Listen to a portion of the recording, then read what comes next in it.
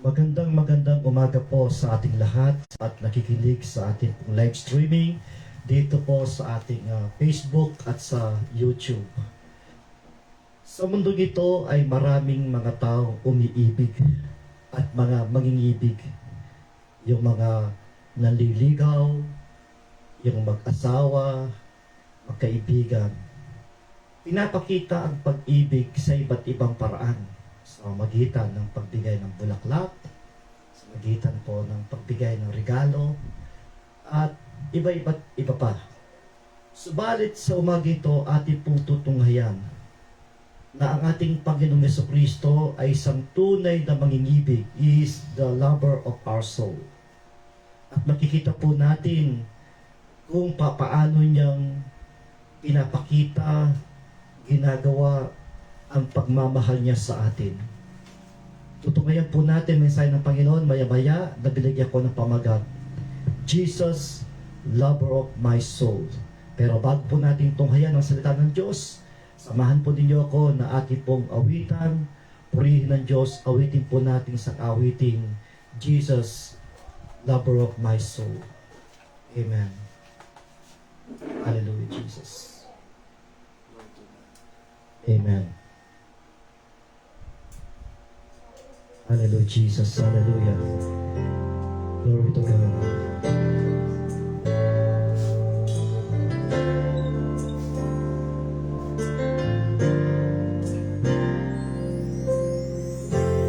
Jesus, lover of my soul.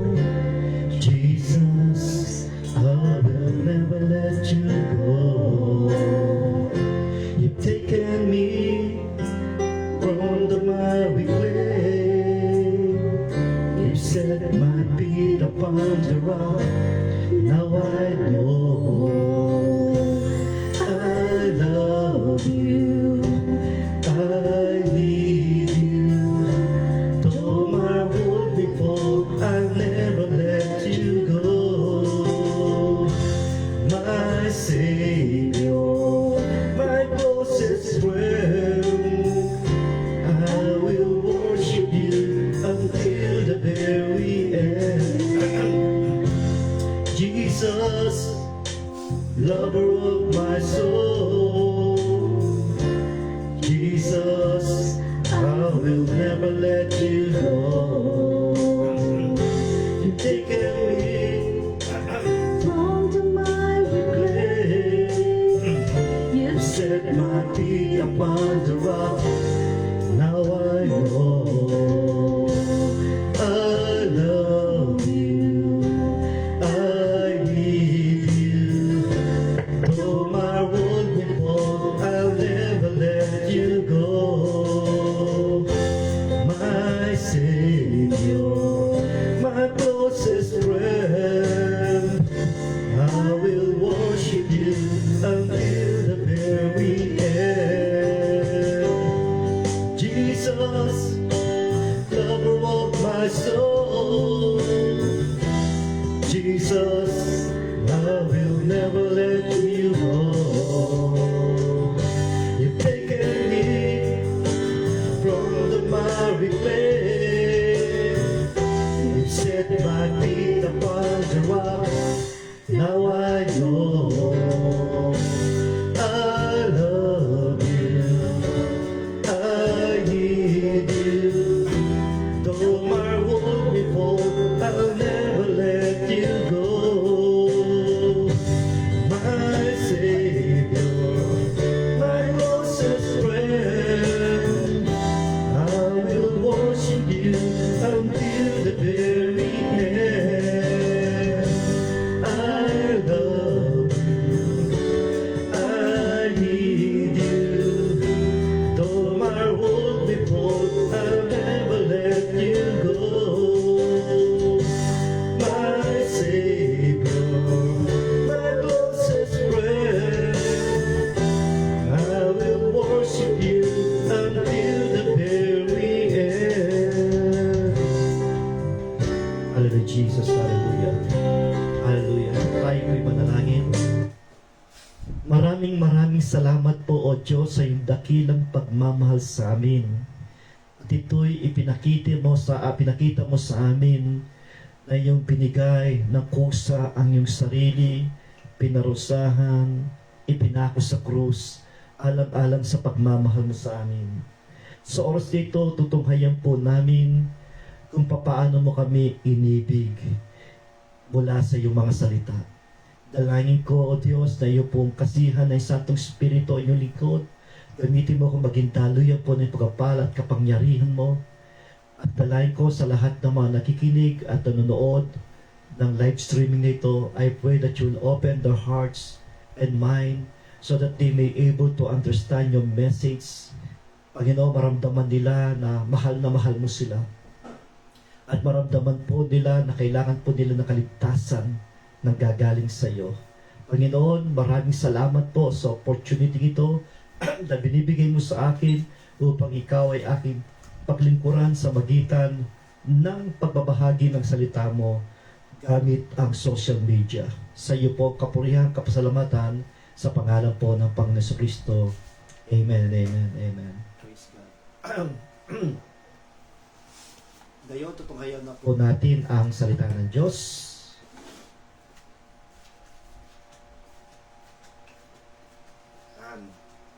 Na pamagat po ng ating mensahe ngayong umagang ito ay Jesus, Lover of My Soul. Isang awitin na meron pong mensahe na ibibigay po sa atin. Ang ating teksto ay medyo mahaba-haba siya. This is a expository sermon. Sa Lucas chapter 13, verse 31 to 35, ang sabi po ay, babasay ko po sa Tagalog. Dumating noon ang ilang Pariseo at sinabi nila kay Jesus, umalis na kayo rito dahil gusto kayong ipapatay ni Herodes. Subalit sumagot siya, sabihin ninyo sa asong gubat na iyon na nagpapalayas pa ako ngayon ng mga demonyo at nagpapagaling ng mga may sakit. Gayon din ang gagawin ko bukas at sa ikatlong araw tatapusin ko ang aking gawain.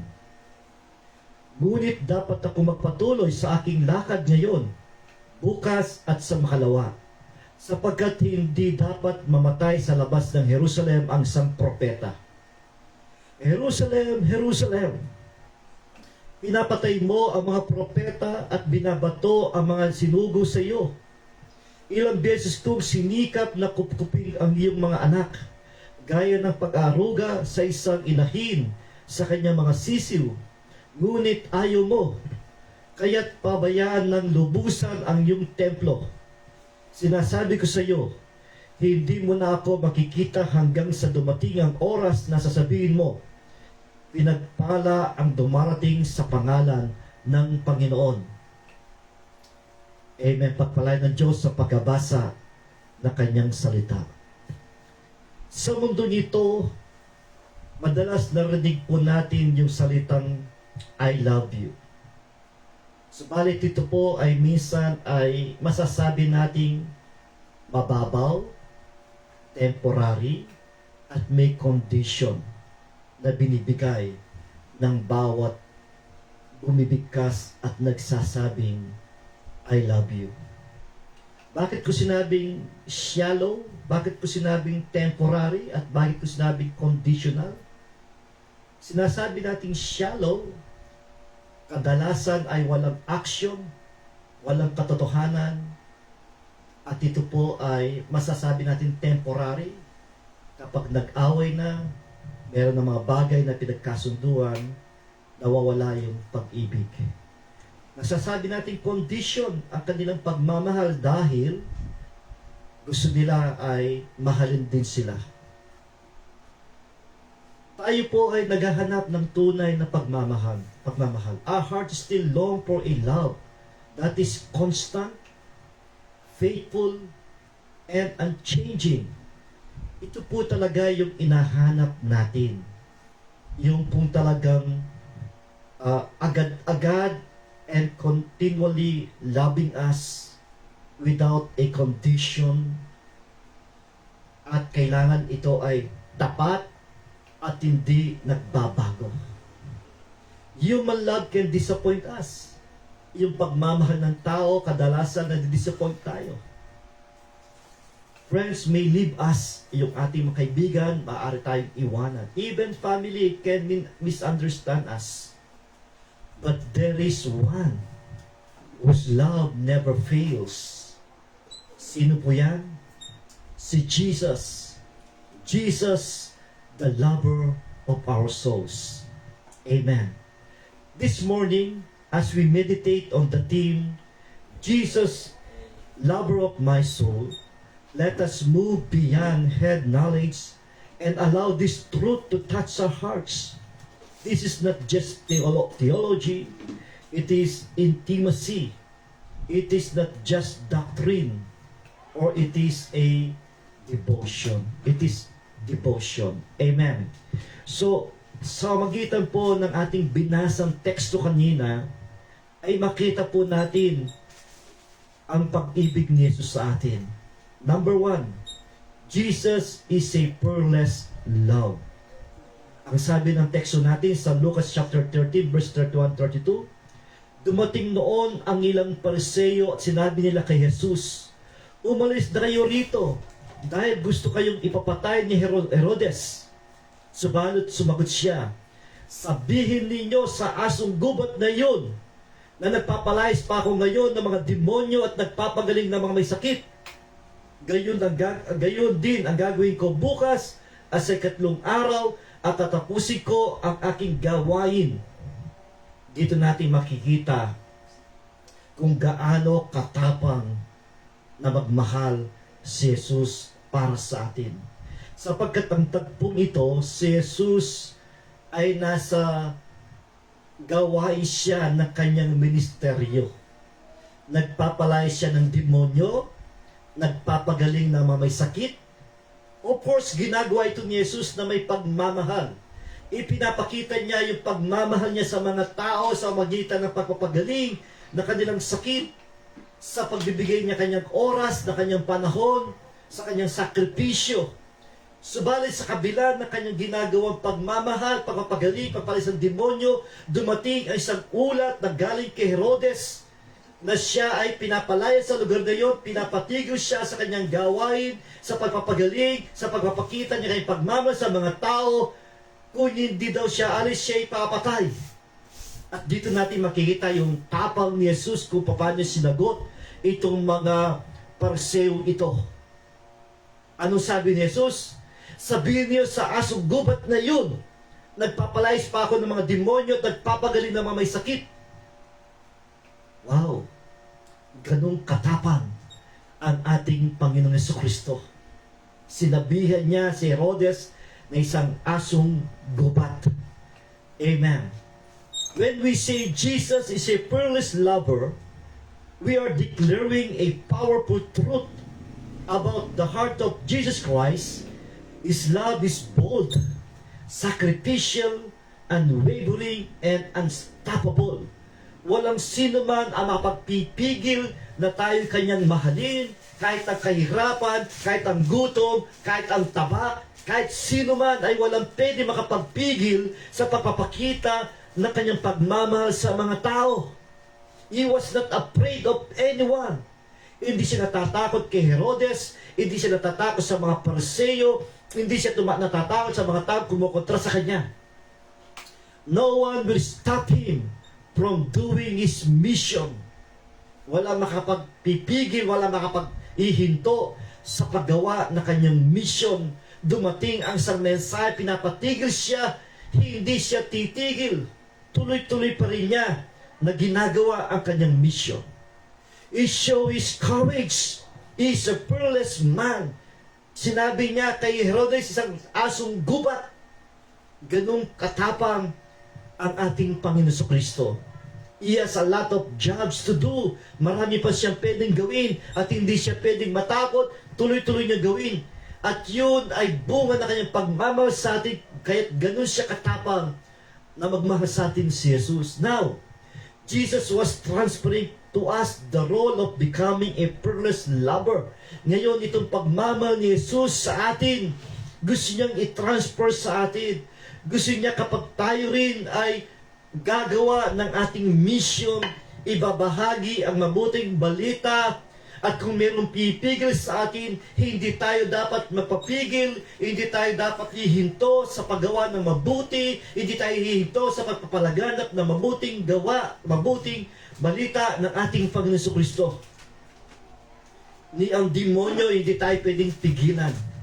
Na kahit sino mang tao na pipigil sa atin, hindi tayo kayang pigilan, tuloy-tuloy ang ating paglilingkod sa ating Panginoon. Dapat tayo maging matapang tulad ng tapang ni Jesus. Wala tayo dapat aatrasan. Wala tayo dapat tatilikuran sa gawain ng Panginoon. Walang sino makapagpipigil sa atin na ipalaganap ang mabuting balita ng ating Panginoon Kristo. Ang sabi po na Matthew 28 verse 19 to 20, ang sabi ni Jesus, "Therefore go and make disciples of all nations, baptizing them in the name of the Father and of the Son and of the Holy Spirit, and teaching them to obey everything I have commanded you, and surely I am with you always to the very end of the age." Amen. Inuutusan tayo ng Panginoon. It is a command. It is a great commission for us to go and make disciples of all nations. And we will become a lover, a peerless lover like Jesus Christ.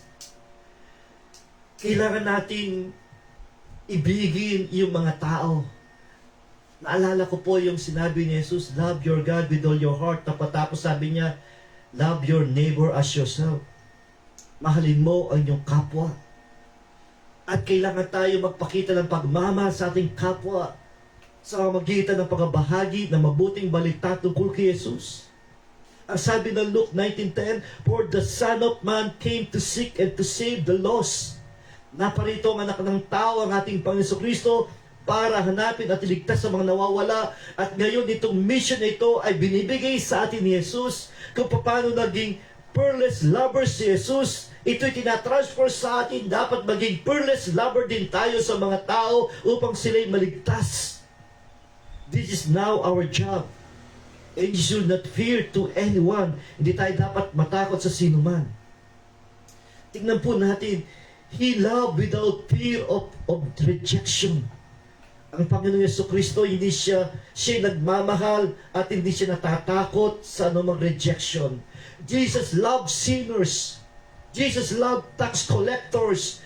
Jesus loves outcasts. He touched lepers.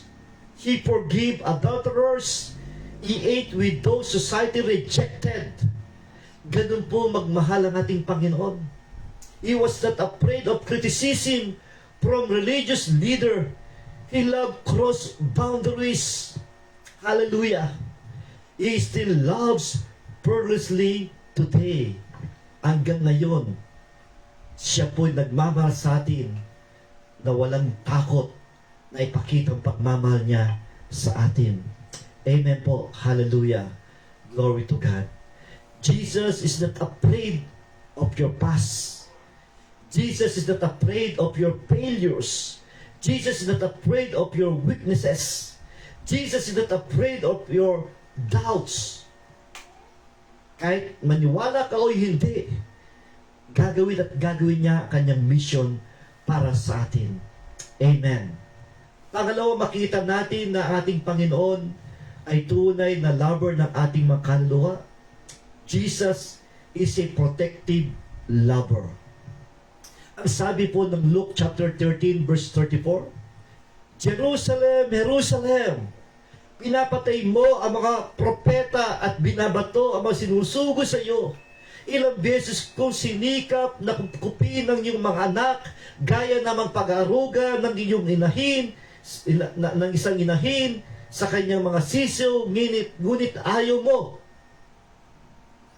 Jesus was showing a picture of being protective, like a mother to her sons, like a hen to her chicks.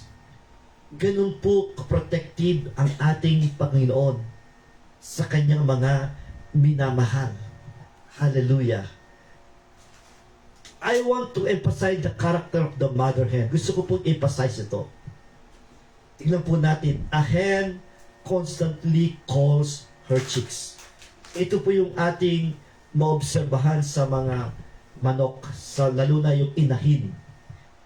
Lagi niya tinatawag yung kanyang mga anak at gusto niya laging nakasunod ang kanyang mga anak sa kanya. A hen calls them to feed. Tinatawag niya sila para pakainin. A hen calls them to shelter them, para sila limliming. This is the character of our Lord Jesus Christ. Ganyan din po siya, tinatawag niya po tayo, pinapakain niya po tayo, binibigyan niya tayo ng shelter, pinoprotektahan niya tayo. Ganyan po ang ating Panginoon Kristo. Jesus protects us from spiritual danger. As sabi ng John 10:11, Jesus calls Himself the Good Shepherd. Pinoprotektahan tayo dun sa mga spiritual danger, like those people, those other religion, they have a wrong doctrine.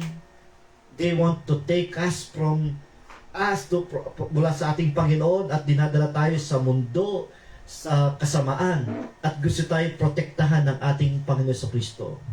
Jesus was a protector as a shepherd. Watches over the sheep, defends them from wolves, stands between danger and the flock. Ganun po ang isang shepherd. Talagang binabantayan niya ang kanyang mga tupa, dinidepesa niya kanyang mga tupa laban sa mga wolves, sa mga kumukuha sa kanyang mga tupa, at siya po'y tumatayo sa anumang danger para bigyan po ng protection ang kanyang mga tupa. Ganyan po ang ating Panginoon Kristo. Hallelujah.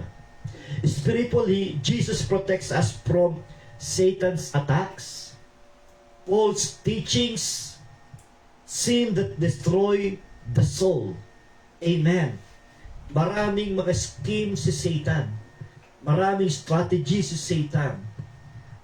Minsan, ginagamit niya itong mga false teachings.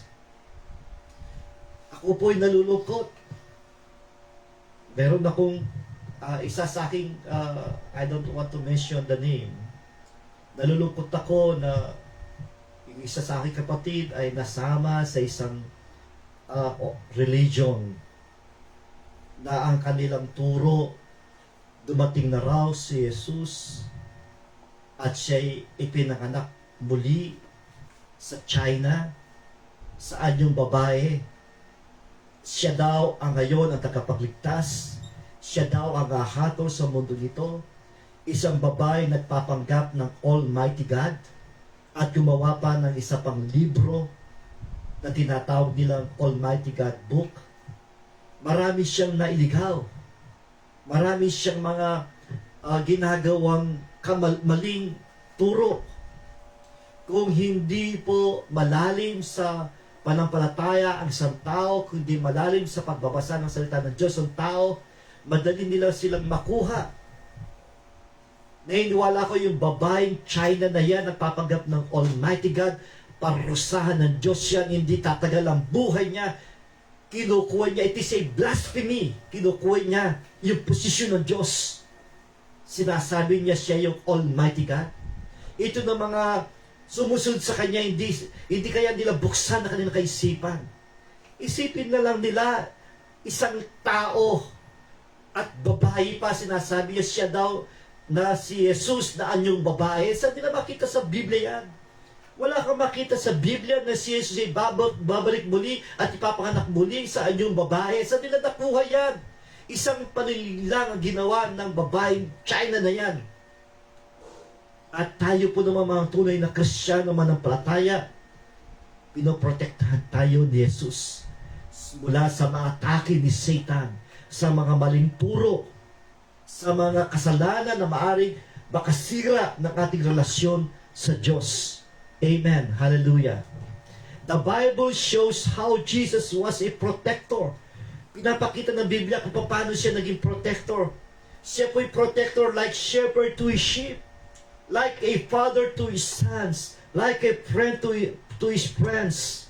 Ganun po ka-protective ang ating Panginoon sa ating lahat. Tinuturing niya tayo mga tupa, tinuturing niya tayo mga anak, tinuturing niya tayo mga kaibigan. Ganun po protective ang ating Panginoon Jesus. The only safe place in the universe is under God's love.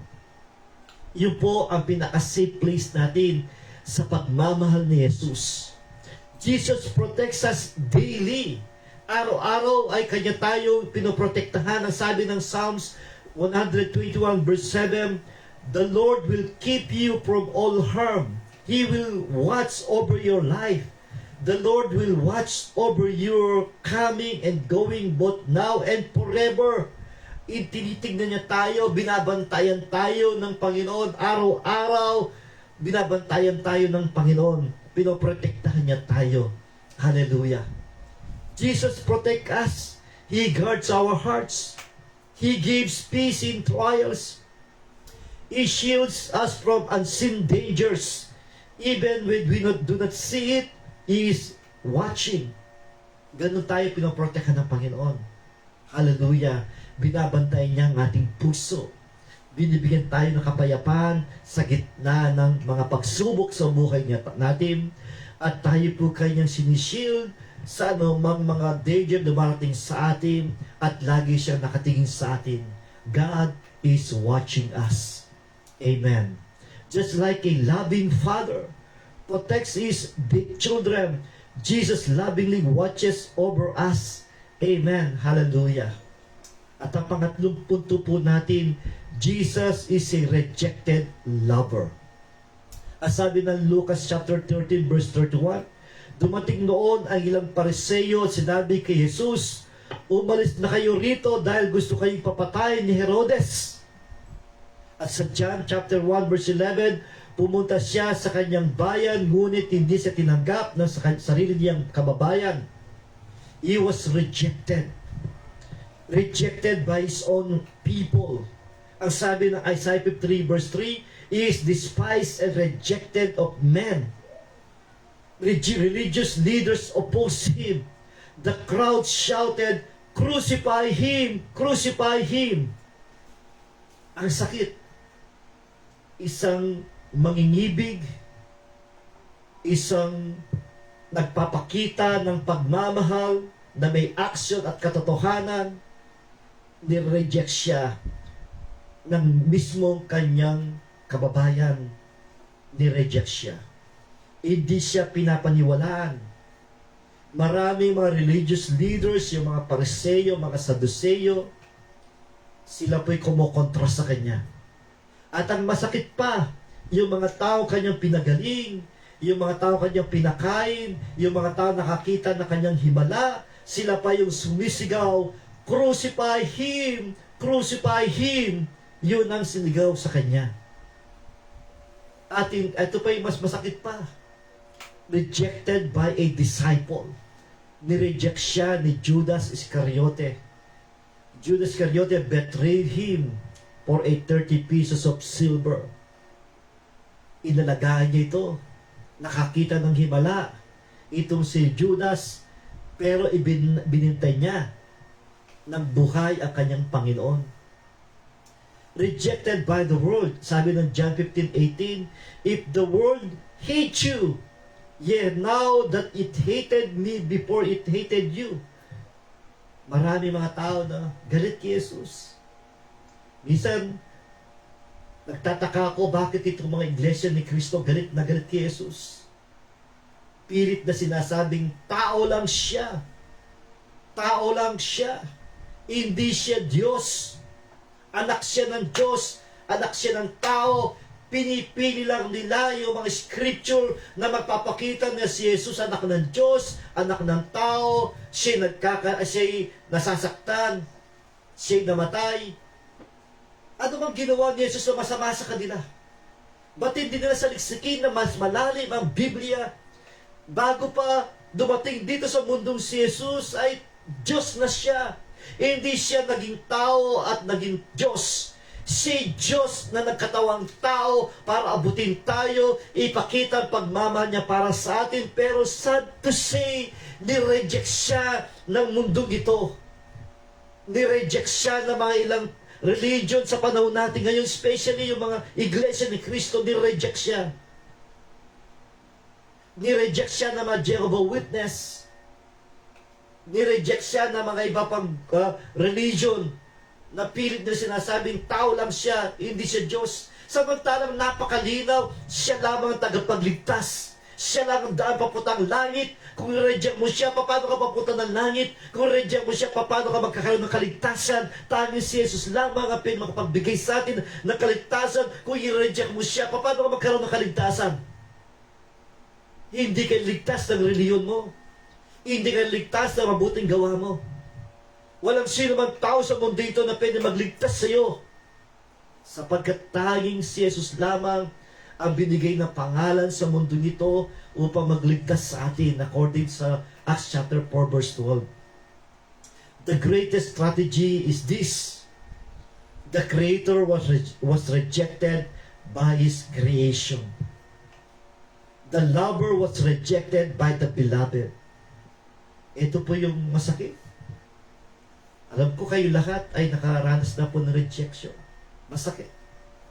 Why is Jesus still rejected today? Because of the pride. People don't want to surrender their lives. Kasi nag-i-enjoy sila sa kasalanan. Nag-i-enjoy sila sa masama, mga bisyo, nag-i-enjoy sila. Isang pride, kaya patuloy nilang nireject si Jesus. Love of sin. People prefer darkness, indifference. Not now, maybe later. Yun ang sinasabi nila. Saka na lang, pag malapit na ako mamatay, kapag may sakit na ako, saka na ako lalapit kay Jesus, saka na ako magsisisi ng kasalanan. Mag-enjoy pa ako sa mundong ito. Kapatid, hindi mo hawak ang buhay mo. Anytime pwede ka mamatay. Huwag mong sabihin, healthy ka ngayon. Kapag dumating na yung oras mo at kukunin ka na ng Diyos, at kung ikaw ay namatay na makasalanan, malino na sinasabi ng Biblia, itatapok ka sa impyerno. The result of rejecting Jesus' love is desolation. Ito'y kasiraan. Spiritual desolation. Like desolation here on earth. Kasiraan sa iyong buhay spiritual. Kasiraan ng buhay mo sa mundong ito kapag patuloy mo ni-reject ang pagmamahal ni Jesus sa buhay mo. Hindi ba tayo karapat dapat mahalin, pero minamahal tayo ni Jesus? Bakit mo pa ni-reject itong pagmamahal ni Jesus? Ang dami nating kasalanan. Ang sama-sama po natin. Minamahal pa rin tayo ni Jesus, pero patuloy ninyong ni-reject si Jesus. We cannot please everybody. What is important? We please Jesus. That is important. It is not our problem if people rejected the love of Jesus. What matters is what we obey Jesus because we love Him. So brothers and sisters, mga Kristiyano, continue to share the love of Jesus to others. Even though they rejecting us. Continue to love them. When people rejected Jesus' love, it is their loss. Kahit patuloy ni-reject si Jesus, hindi mababawasan ang kanyang pagka-Diyos. Hindi mababawasan ang kanyang pagka-Diyos. Diyos pa rin siya. At walang mawawala sa Kanya kapag siya'y ni-reject natin siya. Malaki ang mawawala sa atin. Tayo kawawa. Kailanman kahit i-reject ng tao si Jesus, hindi magiging kawawa si Jesus. Ikaw ang kawawa kapag ni-reject mo ang pagmamahal ni Jesus. Hindi mababawasan pagka-Diyos ni Jesus kung hindi siya tatanggapin. Sa ating mundo, kapag na-reject ka, masakit. Pero pagdating sa ating Panginoon, kapag ni-reject siya, hindi siya masasaktan, kundi yung tao nag-reject, siya masasaktan. Back to you nga, tawag dun. Iniisip mo, sinasaktan mo si Jesus, ikaw ang nasasaktan kapag ni-reject mo ang pagmamahal ni Jesus. The danger of rejecting Jesus, let us see this. Love rejected becomes judgment ignored. One day, tandaan natin to, one day, the rejected Savior will become the righteous judge. The Lamb will also be the King. Amen. Naalala ko po yung illustration po ni Pastor Gabriel Santos, yung aking pong original kong senior pastor. Nung ako po'y madalas sumama sa kanya sa mga Bible study niya, ilang beses ko narinig ang isang kwento nito sa kanya. Ikukwento ko po sa inyo. Dalawa po ito pero isa talaga kwento ko. Sabi po ng isang lalaki, siya po isang driver ng jeepney. At sa kanyang, meron siyang best friend na attorney. Siya po'y kaskasero. Madalas meron siyang na-aksidente, meron siyang bubundol. At kapag dinedemanda siya, pinagtatanggol siya ng kanyang attorney, yung best friend niya. Patuloy niya ginagawa yan. Nagbabayabang siya. Kahit ako makaksidente, meron naman akong best friend na attorney, pagtatanggol niya ako, hindi ako makukulong. Isang araw, itong kanyang best friend ay na-promote, naging judge na siya. At ang sabi niya, lalo ko pagtatanggol na kay kaibigan, dati attorney siya, judge na ngayon, patuloy siya naging kaskasero. Sa kanyang pagiging kaskasero, meron siya nabundol at napatay niya yung kanyang nabundol. At ang sabi niya, kahit napatay ko yan, hindi pa na makukulong. Kung noon yung aking best friend attorney, hindi ako nakukulong, ngayon judge pa siya. At dumating ang araw, siya'y humarap sa hukuman, at ang judge sa kanyang kaibigan, he is confident sa kanyang sarili na akala niya hindi siya makukulong. At ang sabi ng kanyang kaibigan, ikaw na dati kong kaibigan ay nahatulan, naghukumang ito ng kaparusahan ng kamatayan. Sumigaw siya, bakit kaibigan? Ngayong judge ka na, bakit hindi mo ko tulungan? Ang sabi ni Jesus, nung ako'y attorney, pinagtatanggol kita. Sabi nung kaibigan, nung ako'y attorney, pinagtatanggol kita. Ngayon judge na ako, marapat lang, hatulan kita kung anong ginawa mo. Mga kapatid, yung ibig sabihin ng kwentong yun. Sa ngayon, attorney natin si Jesus. Pinagtatanggol niya tayo. Sa tuwing tayo magkamali, pinapatawad niya tayo. Kapag tayo nadadapa, tinutulungan tayong tumayo. Pero kapatid, itong kaibigan natin si Jesus, dating araw, siya rin ang judge na hahatol sa atin. Huwag po natin abusuhin ang pagmamahal ni Jesus. Huwag mo natin sabihin, kahit ako'y gawa ng masama, mahal pa rin ako ni Jesus. Huwag mo sabihin, hindi ko mo nasusuko ang buhay ko sapagkat mahal ako ni Jesus. Saka ko na lang siya tatanggapin, saka na ako lalapit sa Kanya. Hindi ka pwede magmalaki. Kapatid, anumang oras pwede ka mamatay. Tandaan mo, sa araw dito, Jesus is knocking at your heart. Tomorrow, He may judge. Today is knocking, tomorrow, He may judge. Kaya kapatid, sa oras dito, lumapit tayo kay Jesus. Huwag po nating i-reject yung pagmamahal niya. Nakita po natin kung gaano tayo kamahal ni Jesus. Jesus is a fearless lover. Jesus is a protective lover. Jesus is a rejected lover. Huwag ka nang sumali sa mga nag-reject sa Kanya. Tanggapin mo siya sa iyong puso bilang Panginoon at tagapagligtas. At kapag ginawa mo ito, mas lalo mong ma-enjoy ang pagmamahal ni Jesus. Ang kanyang presensya ay ma-enjoy mo. Ang kanyang mga pangako, ma-enjoy mo. At ang buhay na walang hanggan, ma-enjoy mo. Hanggang sa mawala ka sa mundo nito, ma-enjoy mo pa rin ang lugar na pupuntahan mo. Kaya kapatid, sa oras ito, tanggapin mo si Jesus bilang Panginoon at tagapagligtas. Tutulungan kita, kapatid. Gawin mo lamang, yuko mo, ulo mo, ipikit mo yung mata at sumunod ka sa maigsing panalangin to. Sabihin mo nang gagaling sa iyong puso ang kini mo sariling panalangin na panalangin ito. Gamitin mo panampalataya mo sa oras dito para makamit mo kaligtasan. Ganito ang panalangin. Panginoong Jesus, ako po'y nagpapasalamat sa iyong mga salita. na aking narinig sa oras na ito. Nakita ko po kung gaano mo ko kamahal. Kung gaano mo kamahal ang aking kaluluwa. Nakita ko po sa mensahe mo na ang pagmamahal mo ay walang takot.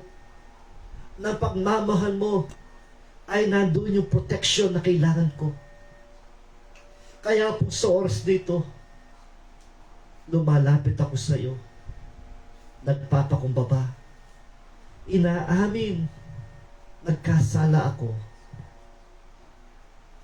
Patawarin mo ako, Panginoon. Binubuksan ko ang aking puso. Pumasok ka. Tinatanggap kita bilang Panginoon at tagapagligtas ng aking buhay.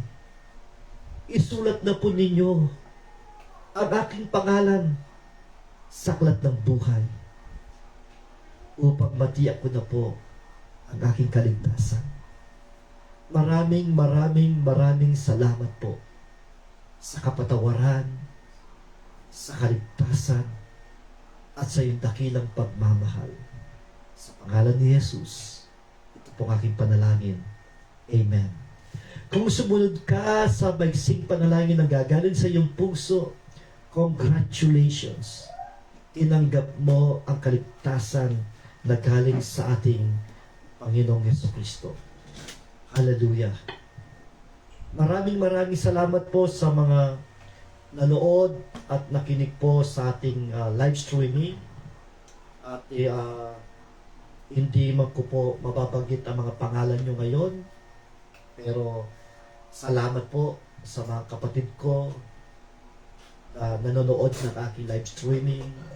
Si Leia, si Ate Sally, sila Sachiko, si Ate Berna, Ate Baby, si Ate Rosel, Ate Tessie, Ate Pachi, si Kuya June, Ate Wilma, at lahat na maging yung pamangkin ko.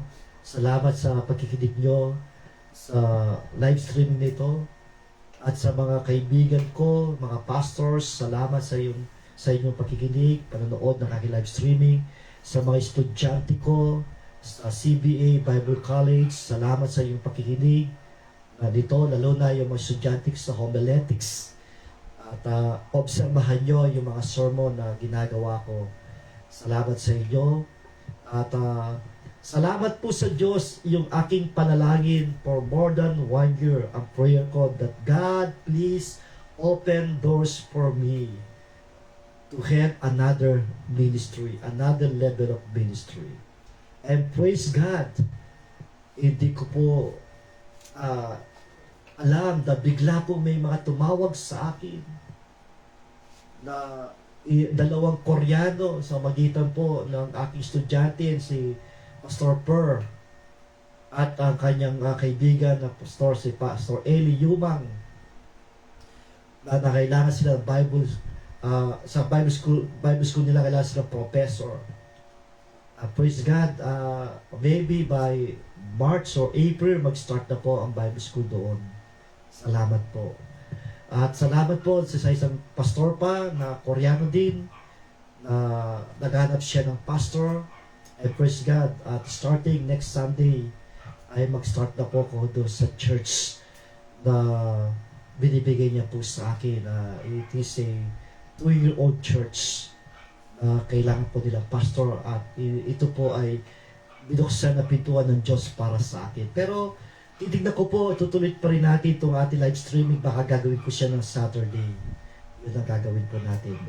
Maybe every Saturday na po ang ating live streaming, sapagkat every Sunday na doon na po ako sa church, doon sa church na binibigay sa akin ng sa Koreano.